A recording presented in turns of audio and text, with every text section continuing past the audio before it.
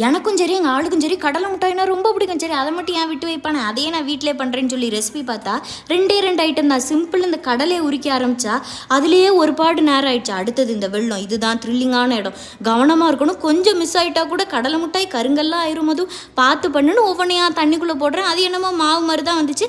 அந்த கன்சிஸ்டன்சியே வரல. அப்புறம் திருப்பி கடைசியாக ஒன்று போட்டு பார்க்குறேன். அதை அப்படி உடச்சா டப்புன்னு அப்படியே அழகு போல் உடஞ்சிது. ஓகே, இதுதான் கரெக்டான நேரம், சக்ஸஸ் அப்படின்னு சொல்லி வறுத்த கடலை எல்லாத்தையும் உள்ளே போட்டால் அது ஏதோ தண்ணியாகவே இருந்துச்சு. வெள்ளம் அதிகமாகிட்டு போல இருக்குது. அதனால் வீட்டில் இருக்க அத்தனை கடலையும் போட்டுக்கின்ற அப்பவும் அது குழம்பு மாதிரியே தான் இருந்துச்சு. ஆடடா, இது என்ன பண்ணுன்னு தெரியாமல் தட்டில் மாற்ற, அப்புறம் சட்டியில் மாற்றன்னு மாற்றி என்னத்தையோ பண்ணி களி மாதிரி கொண்டு வந்துட்டேன். அப்புறம் அதை எல்லாத்தையும் ஸ்ப்ரெட் பண்ணிட்டு சரி நீ ஆறிட்டு கடை கொஞ்ச நேரம் கழித்து வந்து உன்னைய பார்க்குறேன்னு அதை திறந்து பார்த்தா தட்டிலேருந்து ஒட்டிக்கிட்டு வரவே இல்லை. அப்புறம் போச்சு, எனக்கு பல்லுக்கு எக்ஸசைஸ்ன்னு தான் நினச்சேன். ஆனால் கையில் எடுத்து உடைக்கும் போது அது அளவு போல் நல்லா உடஞ்சிது. சரி எப்படி இருக்குன்னு சாப்பிட்டு பார்த்தா கொஞ்சம் கசந்து இருந்துச்சு. சரி சுகர் ப்ராப்ளம் இருக்காதுன்னு சொல்லி சாப்பிட்டுக்கிட்டு